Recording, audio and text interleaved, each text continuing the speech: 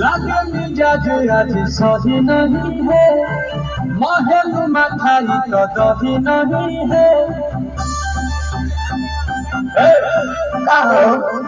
लागे मिजाज आज सही नहीं है, महल मठाई तो दही नहीं है। पानी में चीनी जैसे घोले राजा जी, घोले राजा जी। पानी में चीनी जैसे घोले राजा जी, घोले राजा जी। कमरिया गोले गोले, कमरिया गोले गोले, कमरिया गोले गोले गोले गोले गोले राजा जी। कमरिया गोले गोले गोले गोले राजा जी। कमरिया गोले गोले गोले गोले गोले रानी जी, कमरिया गोले गोले गोले गोले गोले रानी जी।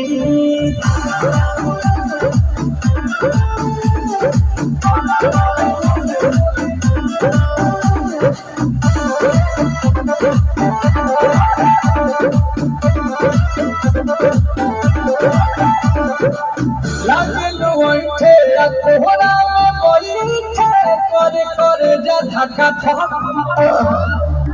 कहल झूठे की जाला उठे, होखेला हमारा कसम।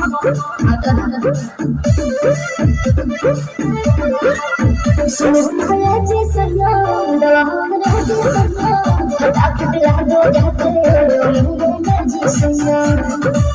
बाबा को मीठी मीठी बोले राजा जी, बोले राजा जी। बाबा को मीठी मीठी बोले राजा जी, बोले राजा जी। कमरिया बोले बोले, कमरिया बोले बोले, कमरिया बोले बोले बोले बोले बोले राजा जी। कमरिया बोले बोले बोले बोले बोले राजा जी। कमरिया गोले गोले गोले गोले गोले रानी जी, कमरिया गोले गोले गोले गोले गोले रानी जी।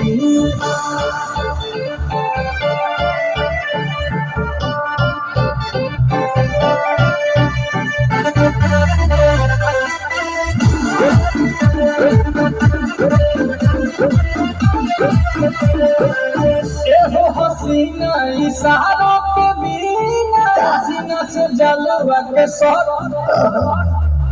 होला रानी गौरव जवानी, पानी पिए लुगा का दौड़।